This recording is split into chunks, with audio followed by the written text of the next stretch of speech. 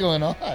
Don't be mean. No, it's a lot of yellow. Don't be mean. Little ensemble here going on. I'm surprised you didn't call me Big Bird, actually, after you just pointed out that it's I was just going to say, I'm going to peel that banana. I love when I can hear Rick laugh and I can picture him. No, but he blushing. mutes it. He'll start laughing and then he'll mute it. And then he'll mute it because he doesn't want to sound like a crazy person. Hi, hello, welcome. Well, welcome.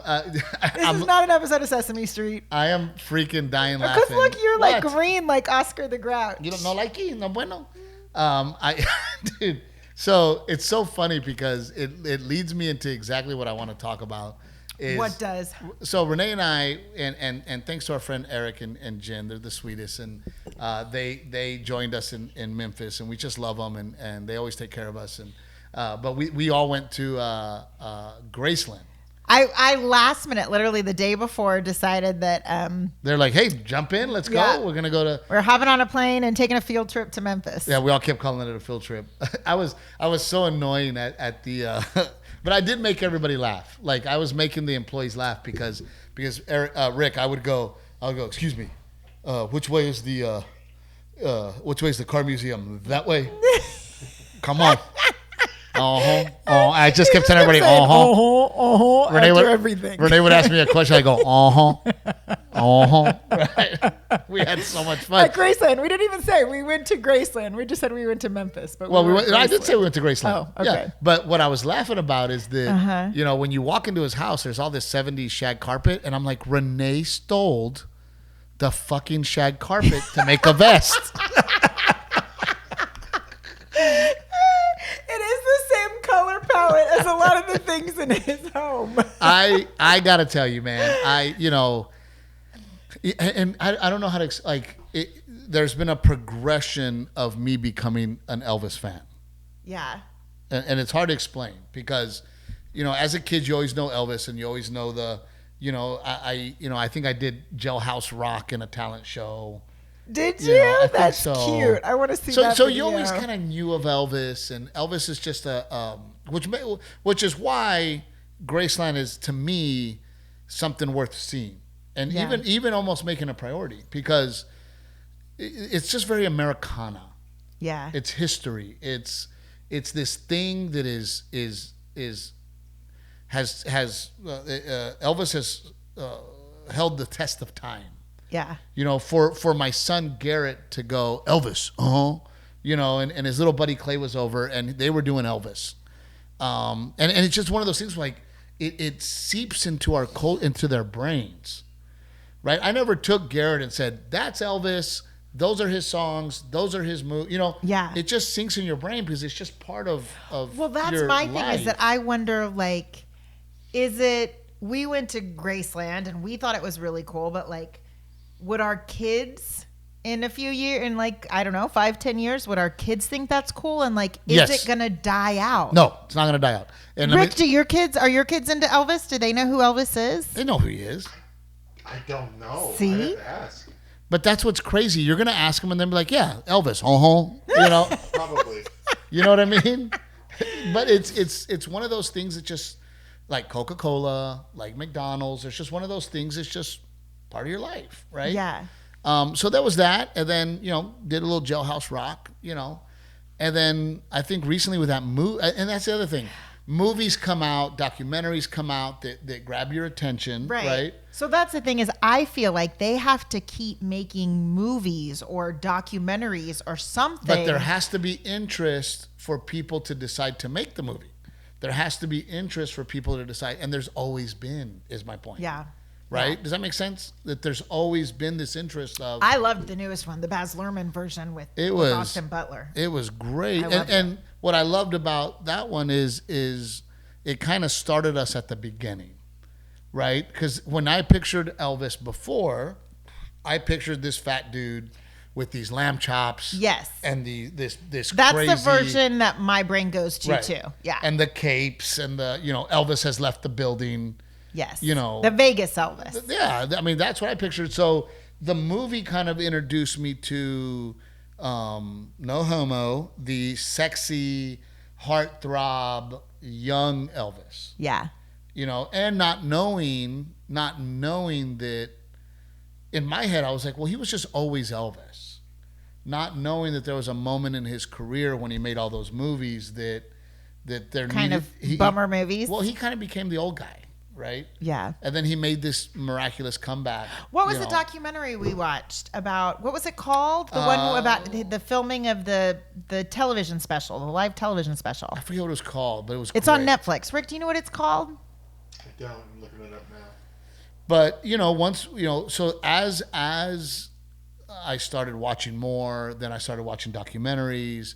Then I put him on the music in the car to listen to some Elvis, right? Yeah. And I'm like, man, this dude was incredibly talented.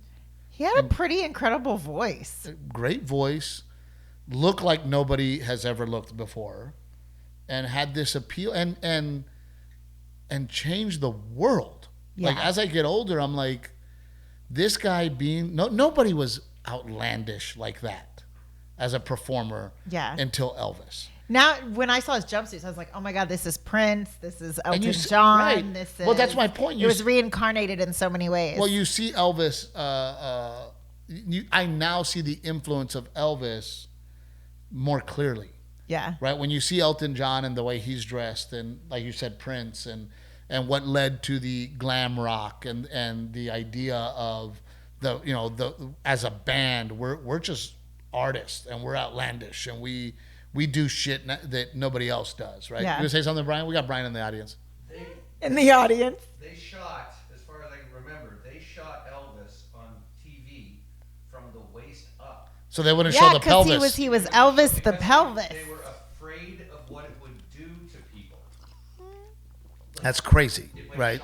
That's hilarious. But he evolved into this showman, this only I can dress like this because I'm a star. And they always talk about Prince wearing heels, right? But nobody was ever like, what the fuck is he doing? If I walked on stage with heels, they'd be like, what the fuck is going on? Yeah. I'm a comedian. But him being an artist, Elvis gave that permission, right? Elvis let that evolve to this thing that is now show business. Yeah. Right. And it's evolved again, right? We're not outlandish like that anymore. We're now with the face tattoos and the kind of dad look, evolution. But I got to tell you, man, number one, I didn't know what to expect. Yeah. In my head, when people say I visited Graceland, I think, oh, cool. They went to his house, saw a couple cars, and maybe bought a T-shirt. Dude, it is freaking incredible the amount of things that are worth showing that he has. Well, that was what was such a trip. Like everything they have in the museum, they had the book. I guess I forgot this, or I don't remember seeing this in the movie, that he was a twin and that one of the twins was stillborn.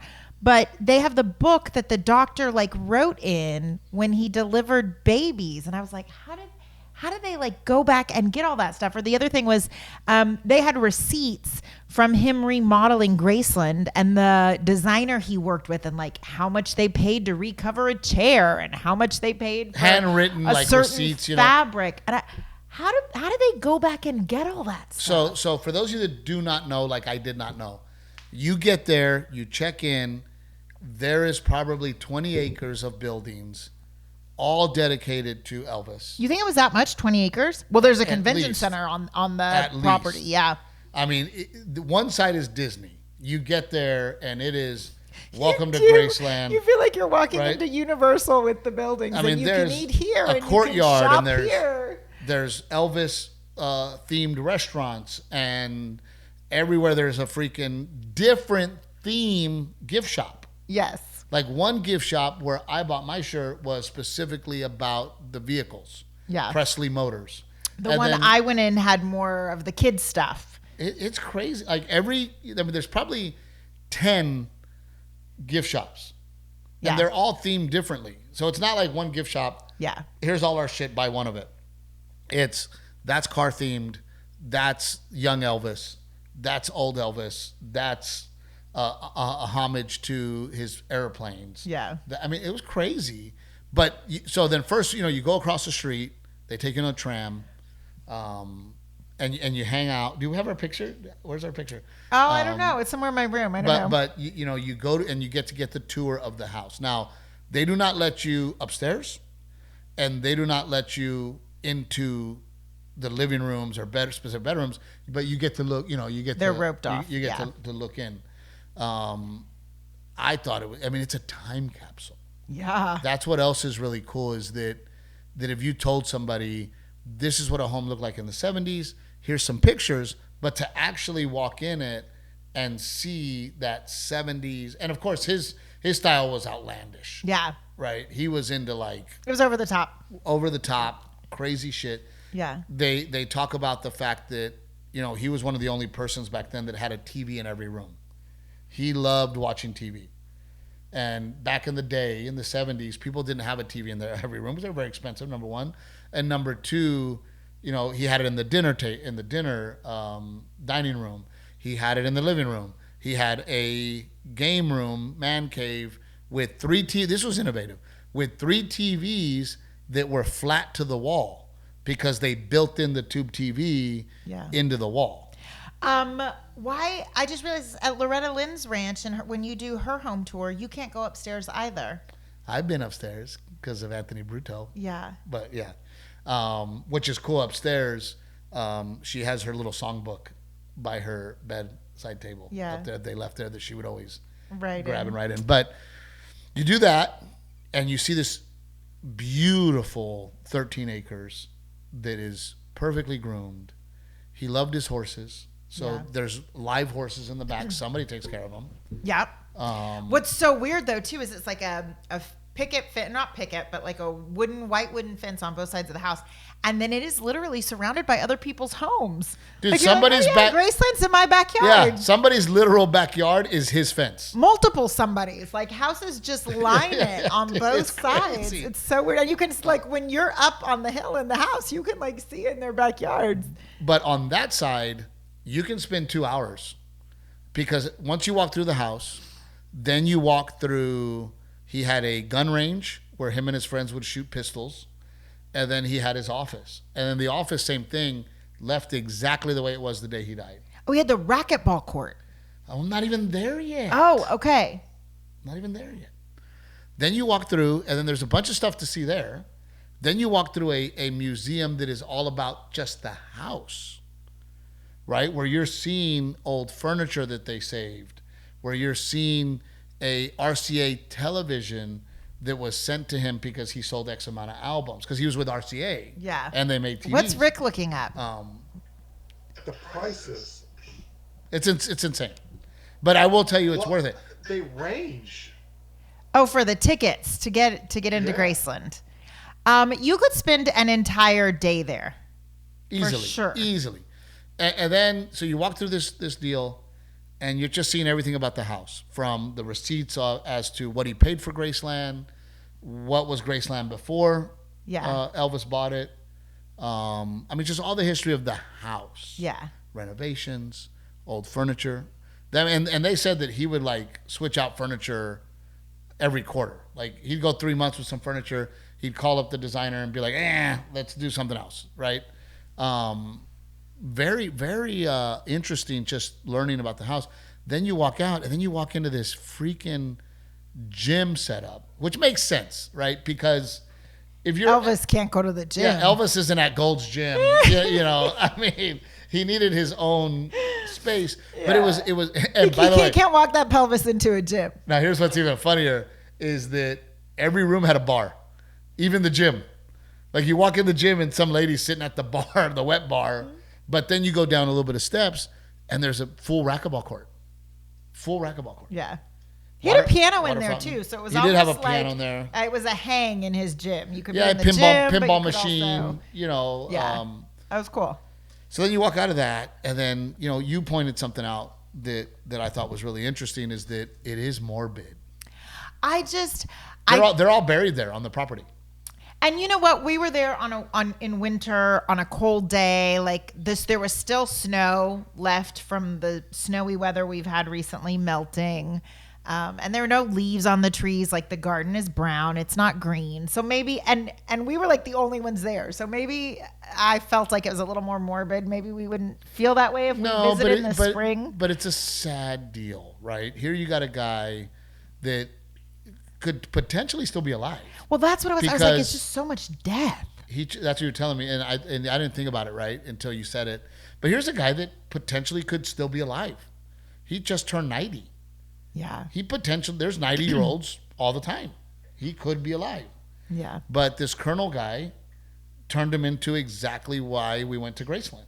Yeah. And you have to ask yourself, had Colonel Parker not merchandised him the way he did, would he even be a thing, right? Yeah. But he's definitely a thing. But then it's like, oh my God, his parents are buried there. Then he's buried there. Then Priscilla's buried there. Priscilla. No, right? she's not. His wife Not is Priscilla. not. She's still Lisa alive. Marie. His daughter. Lisa Marie's buried there. Yes. Her son. Lisa Marie's son. His grandson. His grandson's buried there. I mean, it is very morbid, And he even has a plaque for his twin brother. Like in remembrance. In remembrance. Yeah. So then you kind of walk through that. You wait for a tram. And I asked the lady, I go, what is this place worth? And she goes, the house alone, not all of Graceland, the house alone. Just the property. Just the house alone generates $60 million a year. Just the property. Not to mention all the merchandising and all the stuff that happens across the street. Then they take you across the street. Yeah. And I got to be honest with you, we were all hungry because we literally flew in, got a ride to the hotel, put our bags up, and hauled ass to Graceland. So we were all hungry. And then the women were like, once the women were, it was like, and we didn't want to eat there because, in my head. We're going to have some Memphis barbecue. Yeah, we were going to do Memphis barbecue. And I'm thinking, I don't want to eat at basically a Disney cafeteria. Best soul food I've ever eaten. The food was delicious. It was literally cafeteria style. Best meal we ate there in Memphis. And we went to a steakhouse later that evening. That was the best fried chicken I ever had. Ever. Collard greens, the yams with pecans in them and brown sugar. It was dessert. That was my dessert. Oh my! I mean, it was phenomenal. Yeah. And we're eating on these little plastic plates, and it's literally cafeteria style. And so when you walk in, you're like, how good can this place be? Right. I knew it was going to be good when the girl handed me the food, and she went, "There you go, baby." I was like, "Oh shit!" She gave it there you go, baby. Like she knew. Oh, baby, you're going to eat good today, right? And it was fucking delicious. But then you start hitting that side. And I got to be honest with you, and Rick and Brian, after all that I saw at the house, I thought to myself, what the fuck else is there? Like, what else? I mean. Right. You'd think the house is the highlight. There was so much to see over there. There are full rooms that are themed with memorabilia. It's a really well curated museum. Dude. It's a really well curated museum. Rick, you walk into this building and the first thing you see is a 2-story wall that is probably 20 yards and touching each other. The wall is full, like wallpaper, of gold albums.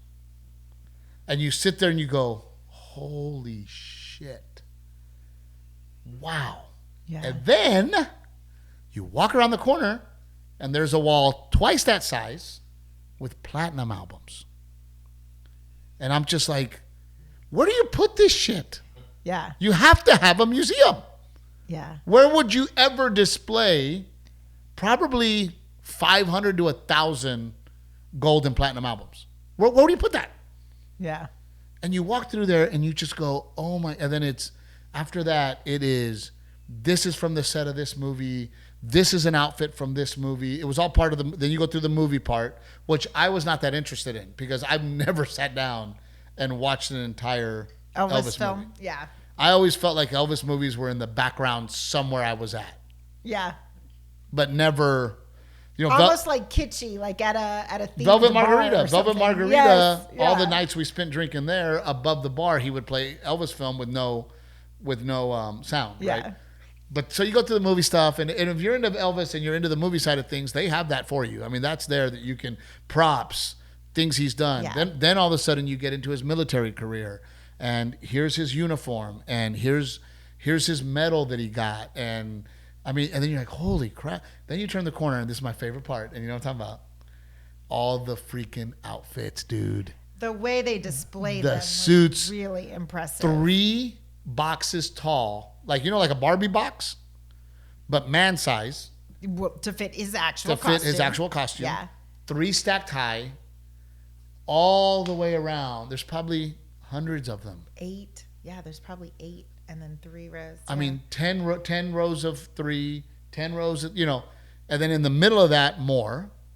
Yeah. And I mean, you're just going, and the holy capes to match that went with each matching costume, and I mean, they must have been so heavy. Like, you realize now when you see him jeweled why out, he was always like, sweating, because they were covered in so much bling. I can't imagine. And I realized, I was like, well, that's why the cape had to be like a whole separate piece that he could remove, because the cape alone had to be heavy. was probably, I don't know, and he's 15, doing karate 20 kicks. pounds? He's doing karate kicks and those things. I mean, I that was one of those moments, and I'm not one to pull out my camera and be like, check out all the fun stuff I'm doing, and you're not, right? Like, that's just not my style. Yeah. But that one's like, I got to show people this.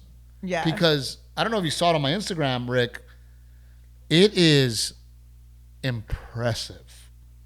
Then they have the leather suit in there that he wore on the TV special. That was cool, having just watched the TV special to then go and see the wardrobe specifically from that special was neat. And of course, like Disney, when you're done in the museum, you walk into the gift shop, right?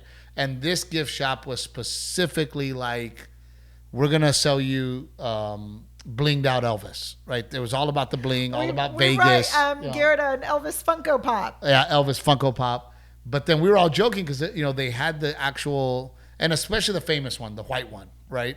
They had the white one, the red one, and a black one that you could buy. So they're joking, Steve, you got to get one. I wanted you to go on stage in Memphis in an Elvis suit. She's like, you should go. And literally, I'm like, hell yeah. Like, fuck yeah, I'm going to do that, right? I want you guys to guess. Well, I know, so I can't Not guess. you. Brian and Rick. I'm going to ask Rick first, then Brian. How much do you think a replica civilian costume would cost you to buy? And it was small. It wasn't even big Elvis size. It was a small. What would you think, Rick? I'm gonna say $575. $575. Oh, jeez. I'll go 576. Okay, so in my head, I was like, if they're $600, I'm fucking buying one. In my head, right? I'm like, under $750 is what I told myself. $750 and under, I'm getting one. I'm wearing it on stage, and I'm gonna wear it for no reason at parties. Like we're gonna have a dinner party at the house, and I'm just gonna come out in it, right? Elvis music, right? Like, I'm just doing it. The black one, $3,700. The red one, $2,800. The white one that I really wanted you to get. And the on original stage in. famous white one, $6,000. Who buys that? Fucking weirdos, like Vegas. Elvis weirdos. Now here's what's crazy. Well, no, now you realize why the Elvises in Vegas look so shitty, because they don't have $6,000 to spend on a decent looking suit. Dude, and what's crazy is, and I saved this for this part. They had the receipt, several receipts of what he would pay the costume designer to make. $3,500, because it was the 70s, right? $3,500 in the 70s was a lot of money. Yeah. Right. Which Yeah. Can you do the conversion, Rick? They were handmade. Like, I was like looking up at them closely because you could see some of the kind of jewels falling off, and it was like they're handmade costumes. It was really jaw dropping, and what I really enjoyed was the cars. I didn't realize he had so many cars. Yeah. So many beautiful vehicles. One of my favorite cars, and it turned out to be his favorite driving car. There used to be an auto company, and maybe they still are, but called Strat. And these vehicles kind of look like the Riviera, and they're just really cool. And that was his favorite car, and that was my favorite car in the museum. Yeah. But Ferraris, of course, Cadillacs, Lincoln limos, right? They showed his boats. Like, they literally took his boats out of the water and brought them. His tractor, his go-kart. You know, there's in the movie, they would always show him in his go-kart going around his deal. They show him in the go-kart. A lot of home videos of him enjoying his motorcycles, his cars. I loved when we were walking through a different section of the museum, and it was like, I think it might have been Lisa Marie's birthday, and they had a home video footage of that, and the home video footage was really cool. It's really cool. When you're there amongst their stuff, to also be watching that video is really cool. Oh, they had his guitars. They had his original guitar when he started in that museum, right? So that's my question. When you talk about things like that, and now they say, like, who owns Graceland, and aren't there investors involved too? You're like, well, when it comes down to it, and you have to divvy up like his actual possessions, like, who's the actual owner of Elvis's original guitar? Well, not only that, I mean, gold rings, his original shoes, belt buckles, gold diamond belt buckles. Yeah. And you look at that and you go, they'll never be in trouble. His dad's wallet, Vernon's wallet. One ring. You would sell at an auction one Elvis ring for several $1 million. Yeah. Oh, all day. I would be curious if they just like, if for God forbid, for some reason they ever had to auction it off. I don't know if you read, but there have been people that when they die and they have something of Elvis's, they don't heirloom it. They give it back to the estate. So several people have done that in their will, like give this back to Elvis, right? But I mean, diamond rings, his Congressional Medal of Honor that he got. I don't know the what is that called? That when a president gives you the medal, some sort of honorary medal. Yeah. I mean, just and you sit there, you go, I mean, how much would the white original suit sell at auction for? Right? Millions. I don't know. Millions. But also, what do you do with it? I mean, like, I almost would rather, I know this sounds silly, but like, I almost would rather have the replica that you could wear and enjoy and we could have fun with our friends with. If we own the real Elvis suit, no way in hell are you putting it on and wearing it around food. No, you put it in a freaking safe and then nobody gets to enjoy it. That's right? what I mean. But you know, when you look at the cars and you go, that car alone, even if it wasn't Elvis's, is a $200,000 car. Right? Just in that condition, because they preserve so well, because nobody drove them anymore. Yeah. But you look at these cars, you go, well, there's a $100,000 car, and there's a $200,000 car, and there's add the fact that it was Elvis Presley's, and he customized the interior. Now what? Right? Cool. It's That's freaking cool. millions. It's really cool. But Security detail at that place must be insane. No. You have a turret out there? the same lady that was like, here, baby, that was the. That was the security. Yeah, that was security. But no, there are people, like, you can tell that are walking around that are for sure like security, right? The shirt I picked out to bring home was the Presley Motors. And it was a baseball shirt just like this one, because there was a moment where I was walking through a lot of those gift shops and I'm like, I'm just not interested in having Elvis's face on me, or it just wasn't. And I was thinking, man, I might not find something. Because it just. But when I found that, I was like, okay, that's. Oh my God. You know what I thought was so cute? But I already put up all my Christmas decorations. And like, the worst thing is when you have everything put away and then you've got the one or two Christmas things you forgot to put down. There was an Elvis nutcracker.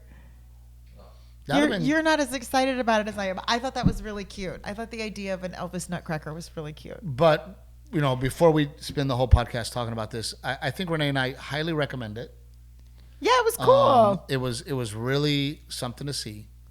And if you really think in the idea of this man changed the world. Yeah. The man changed the world. Yeah. Changed the way the way life was forever. Forever. This one man. Yeah. Brought us so much. The Beatles talk about Elvis being a huge influence to them. The Rolling Stones. I mean, it all came from this dude. Yeah. So when you get into the argument of, the Beatles invented rock and roll. Well, they're an amazing rock band. I love their music. But you got to give it. They're not the king. The king is Elvis. Yeah. Elvis was before them. Elvis was doing things that nobody was doing, right? And influencing the Beatles. You can't be the king if you influence the Beatles. You know what I mean? Yeah. In my opinion. And I know I'm going to catch shit and people are going to go, no, Elvis is shit and he's old and it's the Beatles. And no, the Beatles are the modern version of what he started and created. Yeah. Right? In my opinion. But he also took it from blues. He took it from the blues. Right. Again, another influence, right? Yeah. They argue that he was just putting a white face on it. But before we end up, like I said, spending the whole podcast talking about Elvis, I'm highly recommending it, and it is worth doing. I wish we had just a little more time because I also heard the American Civil Rights Museum in Memphis is supposed to be pretty amazing and incredible too. We just didn't have time, unfortunately. Yeah. But yeah, that would have been really cool. And the Memphis show was crazy interesting. Like it was in this like. Oh my gosh, there was an infant in the front row. You have a baby in a bar. That never bothers me. No, I started crying during Johnny's set. No one knew there was a baby in the front row. None of us knew. But then it made a little bit of noise, and Johnny goes, "Is there a baby in the front row?" And then sure enough, you see the mom get up and walk to the back. But then that was it. Then the baby was quiet. But Renee and I always have taken the philosophy when it comes to our kids that we would just bring them along. Like our life's not going to stop. If we want to go to dinner, we're going to dinner. And I think people make the mistake of, I don't want to take a 2-year-old to dinner because the 2-year-old's going to get loud. Or no, we were the family in the restaurant with the white tablecloth that was filthy and covered in everything because our kids had touched and but very quickly they figure out. They do figure it out, and they do. If you're not teaching your kid how to behave in a restaurant, and they don't ever get to do it. When you do take them, they're going to act like freaking savages. Oh, well, then COVID happened, and it all went to shit. They lost their table manners. Forgot how to behave in a restaurant. And we would force them to not be on the tablet. And we would bring like little trucks or little cars or something for that. We're still entertaining them. Play with salt and pepper shaker. We were just making sure that we're not here, watch this. That's not teaching your kids how to be at a restaurant. You're teaching. One's hard. It's hard, but that's why I don't mind it when somebody brings somebody, But attendance was very low in Memphis. But I got to tell you guys this story, guys. This was okay, and I hope I don't offend people from Memphis or Tennessee. It's pretty ratchet.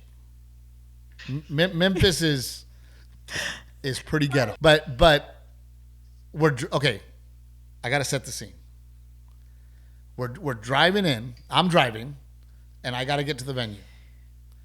I go the wrong way. I miss my parking spot. I come around, and we get this whiff of barbecue. Smelled so good. I mean, this beautiful whiff of barbecue. This car moves out of the way. In front of me is a huge barbecue pit with smoke coming out of it, still lit, connected to a Camry. You following me? Lit. It was about the same size as the Camry. Yes, it was a huge pit barbecue being towed by a Camry. I didn't even know while you could lit. Tow things with the Camry. He was driving. Yes. With a lit barbecue on a Camry. Dude, I walk on stage and I go, listen. How do you hitch something to a Camry? You can put it. I walk on stage and I go, listen, I saw the most Memphis shit ever. I go, tell me you're ghetto without telling me you're ghetto. I just saw a Camry towing a freaking barbecue pit, and the barbecue pit was lit. The audience went crazy. They go, he's here. He's selling his barbecue here. And I lost it. I freaking lost it. So at the end of the show, I go, where's this guy? And they're like, oh, he's on the way out. You can get barbecue from this dude. And he had his little table set up, and he had his barbecue and his sides, and I go, dude, on stage, I go, man, I admire this guy's hustle. I go, I'm going to buy the first $200 of barbecue, guys. I'm feeding everybody. Let's go. Dude, this big old fat dude got up and he was freaking like.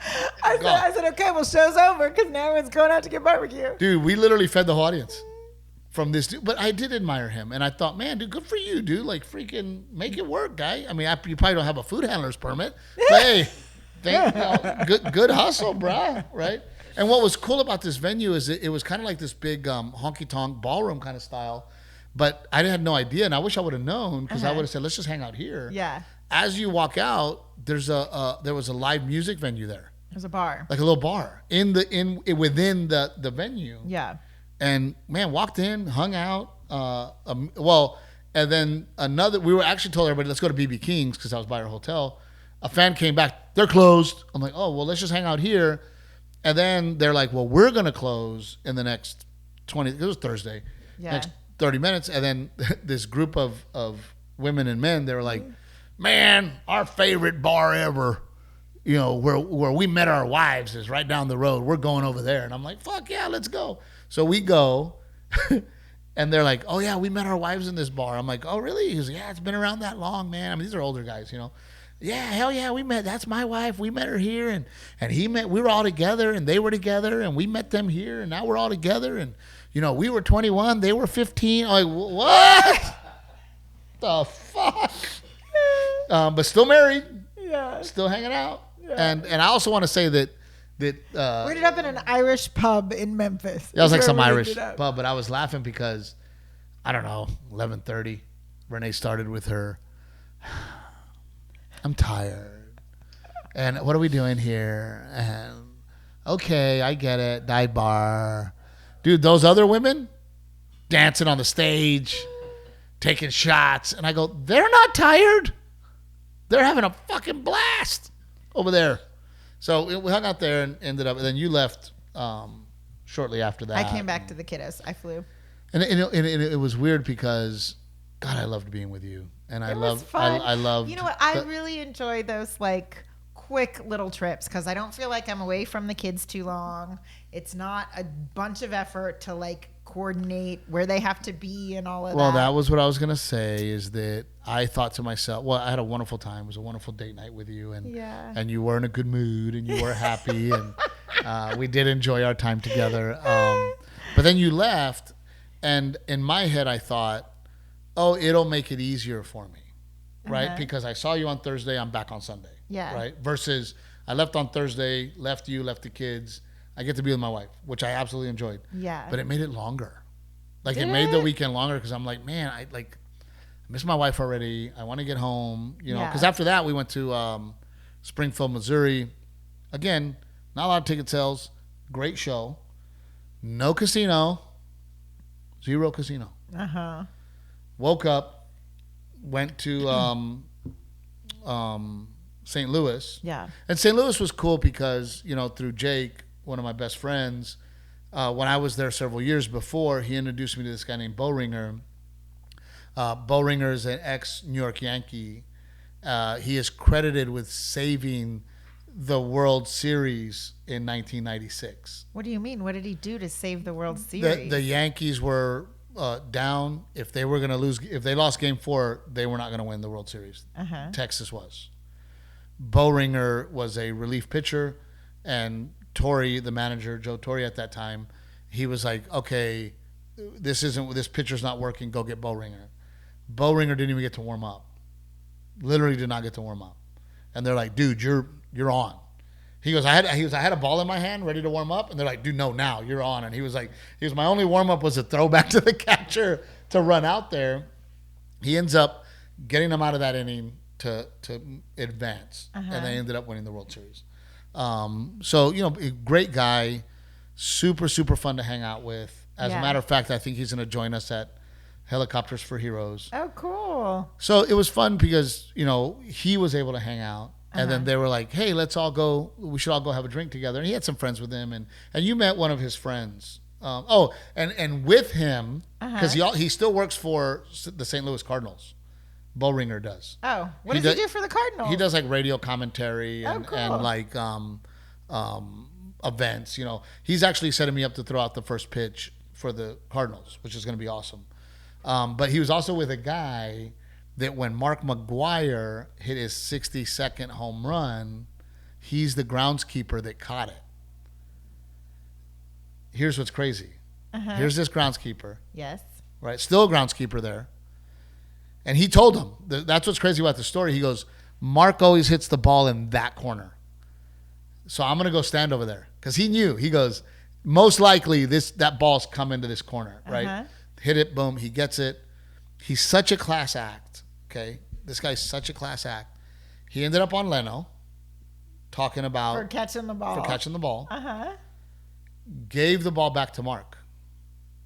Now, here's what hurts. Later on, that ball was sold for $2 million. And I asked him, I go, dude, are you kicking yourself in the ass? He goes, no, because I did the right thing. He goes, I knew that giving that ball back to Mark was the right thing to do. Because it was the 62nd home run that broke Babe Ruth's. The record. Or no, Roger Maris. Was it Roger Maris that had the record or Mickey Mantle? Oh, and you're like, well, if he didn't care enough about it to sell it, you hope he did something good with the money. Something charitable with the money. It's not that. No, I think it was Roger Maris. What do you mean? The groundskeeper or no, like who? So Mark Maron, not Mark Maron. What's his face ended up selling it? Mark McGwire. I don't know. I don't know who ended up selling it or how it went down. I was like, if Mark McGwire sold it and he didn't care about it, you hope he did something good with the $2 million. Rick, can you look that up and kind of see how that ball ended up at $2 million baseball? But I know I don't want to hear in the comments again that we lied, that we just made up stories and stuff that wasn't true. Oh, speaking of, I forgot we even asked that question. We literally asked, like, hey, who would you like to see on the podcast? A lot of people said Angela Johnson. Oh, I didn't read those comments, did they? I need to reach out to her. And Rick, we need to reach out to Angela because, they are happily married and they're both in entertainment. Yeah. Is he a Christian singer or something? I think he's a musician. I think he's a musician. So I would love to, maybe reach out. And I thought that was a good idea because I have known Angela for a long time. Yeah. And I also find it interesting that as a female, I'd love to hear that angle of being on the road as a female. Yeah. I'd also love to hear the angle of... She's a new mom. Being a new mom. And also, what does it mean that both you guys are in entertainment? Do you both go on the road on the same weekends? Does one stay home? Do you alternate? Has one person's career taken over the other person's career? Yeah. So I think there's a lot of meat on that bone, right? So maybe I'll reach out to her. I can have Joe, my manager, just reach out to her and see if she'd be willing to maybe zoom in or next time she's in Texas. Did you find out, Brian? Maris had it in 61. Yeah, Maris had it. And other guys had it after Mark. But he broke Maris. He broke Maris, for 62. Yeah. And then where did he sell the ball? Did we find that out? I'll look at it. He sold it to Todd McFarlane for $3 million. $3 million. McFarlane, the comic book creator. See, I was lying. $3 million. But I don't see how it had to have been sold by McGwire. I'm not seeing anything that there was someone else. So let me ask you a question for all of us.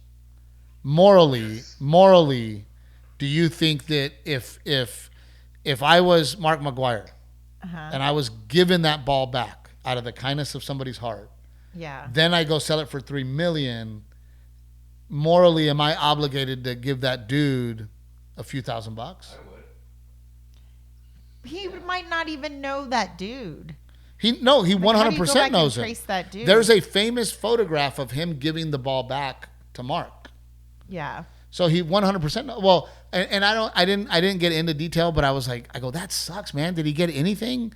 And he was like, well, he got a minivan and he got a couple other things. So he did get some things. There was some exchange for the ball, but I don't know. I mean, if I threw my microphone into the crowd on accident and it was my millionth show and I broke the record and they brought that microphone back and then I decided to sell it and could get $3 million for it, I feel kind of like I would be obligated to go. Well, it sounds like he did get some things. Then it becomes like, well, how much do they get and how much is a fair amount? Well, fuck that. Bottom line is he didn't have to give it back.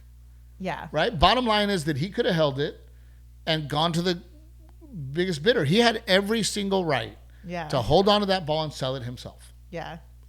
Now, people would be like, "Oh, what a dickhead," right? No, not if you gave McGwire a little bit of a cut, like maybe gave McGwire a van.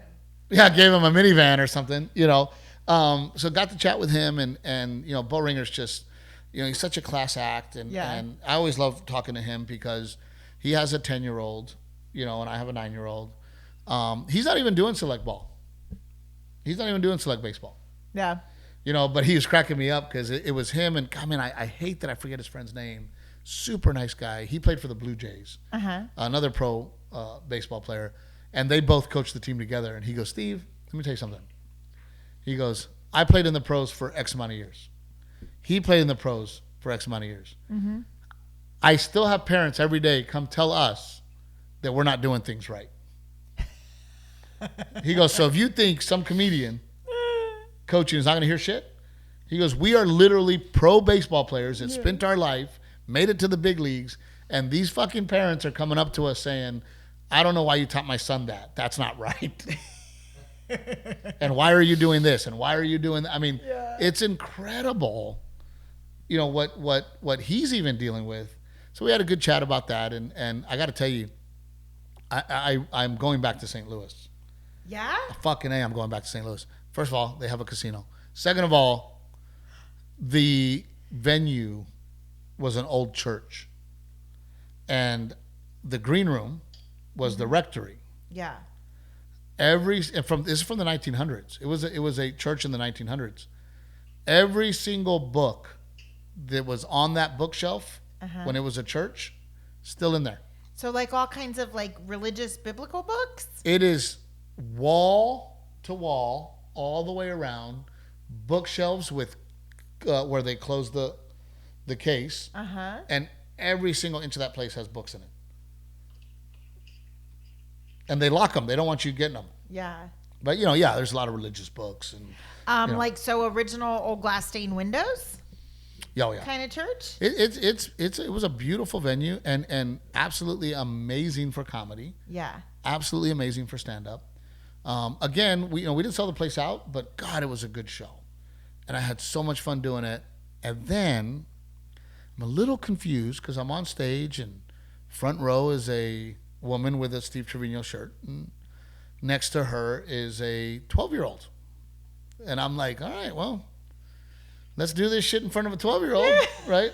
I mean, at least the toddler had headphones and doesn't know what I'm saying. I mean, the infant. we got a 12-year-old here, but did the show, and actually the 12-year-old was loving it. I made sure to like kind of check in to see. I'm like, is this kid even, Yeah. absolutely loving it.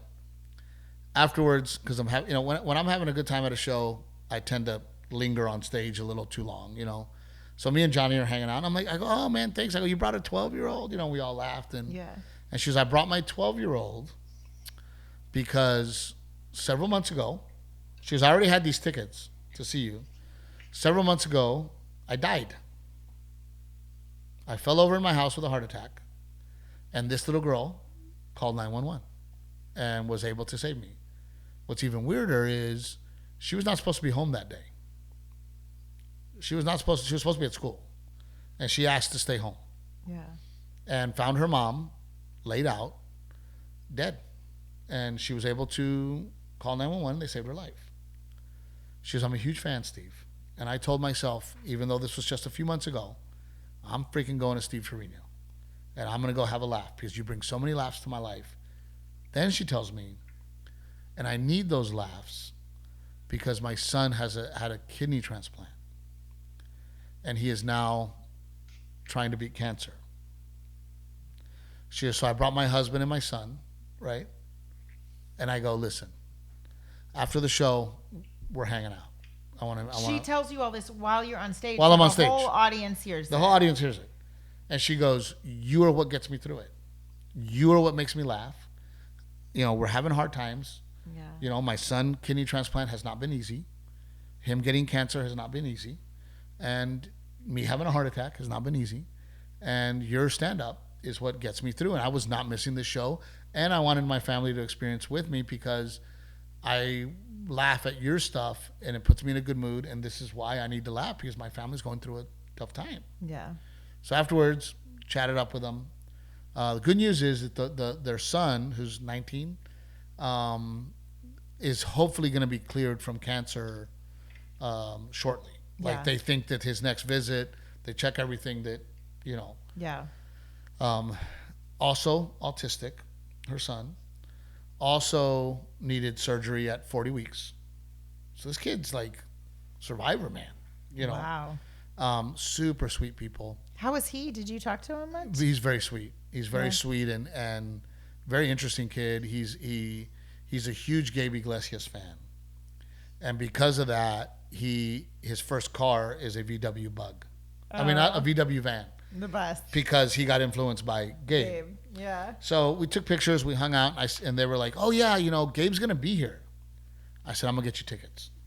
I'm going to work on getting you backstage. Yeah. So we already got him tickets to go see Gabe. Yeah. And hopefully the story gets to Gabe because we explained the story. Hopefully the story gets to Gabe. And, you know, and a lot of times what people don't understand is that sometimes people don't meet with people because of various different reasons. Not because they're a dick or not because they don't want to. Yeah. You know, there could be like Pitbull, for example. I'll use a great example. Pitbull's one of those guys that when he walks off stage, he's already walking on his van into a vehicle, and they're already taking him to his private airport so he can sleep in his own bed. Yeah. I don't blame the man, right? I get it, right? If you're able to walk off stage, get on a plane, and be home in your own bed that night, motherfucker, I am all about it. Yeah. And if he sits there and meets everybody and mingles and parties and shakes everybody's hand, he can't get wheels up. He can't get home. Yeah. Right? So I hope Gabriel gets to meet him. I hope the circumstances work out. Yeah. Right? Because Gabe's in a situation like Pitbull where he does fly private. And we don't know what the travel schedule is. Yeah. It might be one of those deals where, hey, we're in St. Louis today, but we're in Memphis tomorrow, and Gabe wants to go to Graceland. So he's already scheduled to be out of there and gone. So you don't know. So I'm defending artists because sometimes people go, oh, what a dick. He didn't meet your friend. Believe me, he's not a dick. And if he didn't meet my friend, it's because something else was scheduled, something else was going on. Yeah. Not because he's like, fuck that dude. I'm just going to hang out back here and have a drink. No, that's not ever the case with Gabe especially. But hopefully he gets to meet Gabe, and I just want to give them a shout out for being such a strong family and overcoming so much, you know, and sharing their story with me, because it is stories like that truly, truly inspire me, that truly make me think it's worth it. And I'm going to wrap up with this, because this is the least amount of tickets I have sold in probably 10 years. Yeah. Don't know what happened. I have no idea what happened. I'm not blaming anybody. And I was pissed. Yeah. I was pissed. I was insecure. I was upset. I was also pissed that I didn't have a casino to go drink in and crawl into a bottle, because I'm being honest with you, I was angry. And because of my nature, I didn't cancel the shows. And I am telling you that other comedians would have canceled those shows. Yeah. And then I because I'm the type of person that doesn't cancel shows, I showed up, and then I was pissed. And I'm not lying to you people right now. I'm being completely honest, and I'm being open. I was fucking pissed. Once I'm on stage, I'm happy. Once I'm on stage, I'm going to give the best show I can. Yeah. But I was miserable. Well, but even like to defend you, like even from a business perspective, like it's hard when business is not what you expect it to be. I paid to be there. Let me put you that way. I paid to be there. Yeah. It was also Kansas City weekend, the football weekend. Yeah. Yes. And all that area is huge Kansas City fans. And weather. But again, I'm not blaming anybody. What I am telling everybody here is that I was fucking pissed. And I was not a happy guy, and I was mad. It's those things, when they happen, that make me go, stop being pissed. The perspective.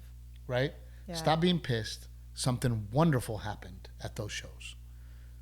Had I canceled that show, what would I have done to that family? That family that said... That was looking forward to that. That family that said, Steve is my laughter. Steve is the one that gets me through it.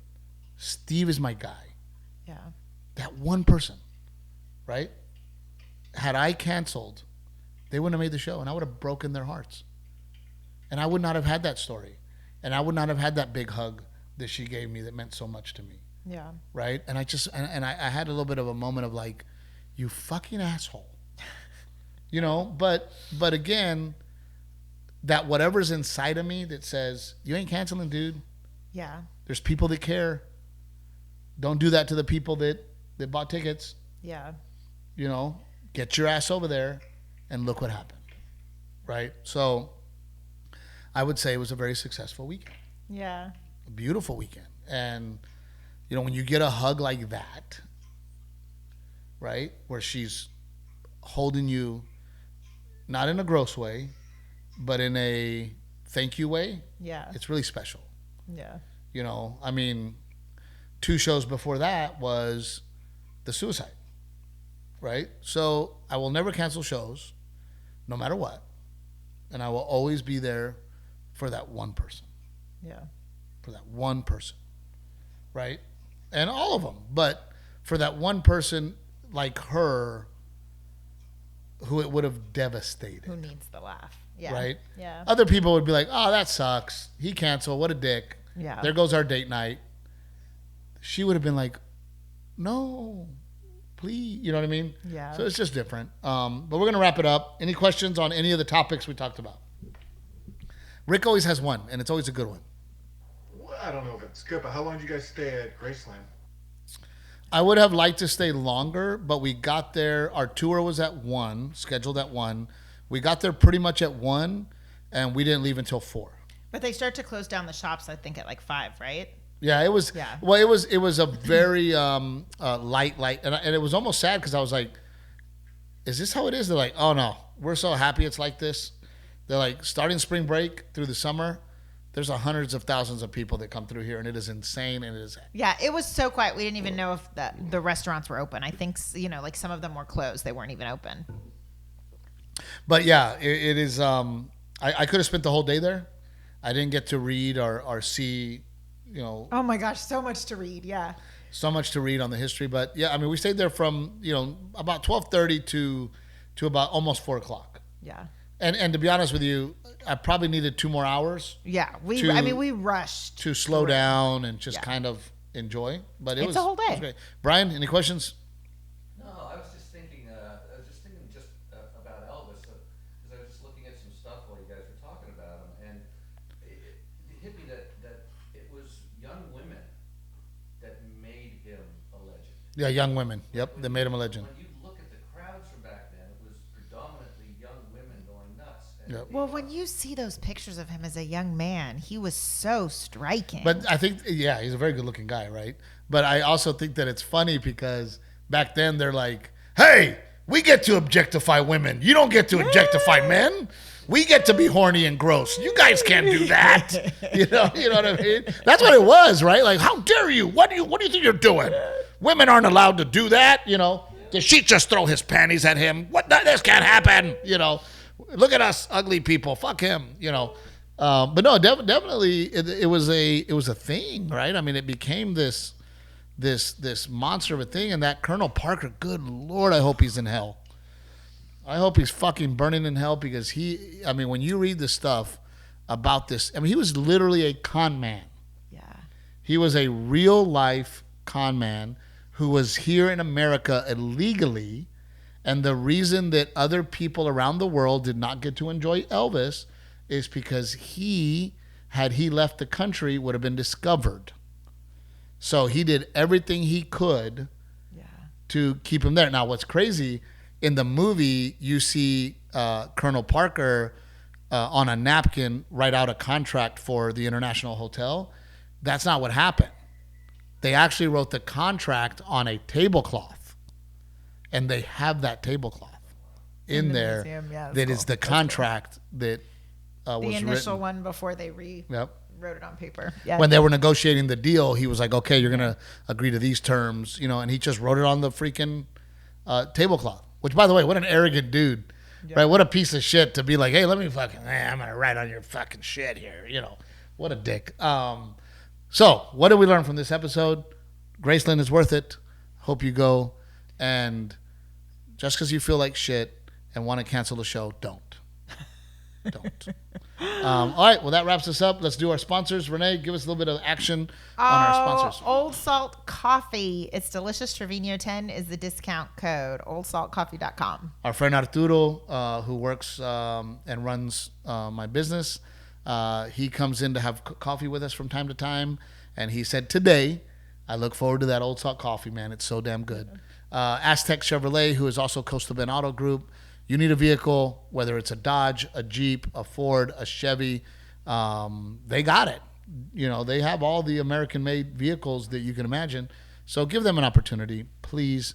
Our friends at Pick Cherries are doing wonderful things over there, and it's pretty amazing the things that they are doing at Pick Cherries. And you're going to want to be a part of it because it's going to be something huge. And Raw Western Wear, selling so many shirts, and it's really catching steam. Thank you all. And that's it, right? Yeah. Who else do we got? That's it. Our friends at Rebecca Creek. That is it, my friends. We love you guys so very much. And I think I'm really going to reach out to Angela Johnson and see if we can't make that happen. So that sounds like a good one. Thank you for the suggestions, and we love you all. Till next time.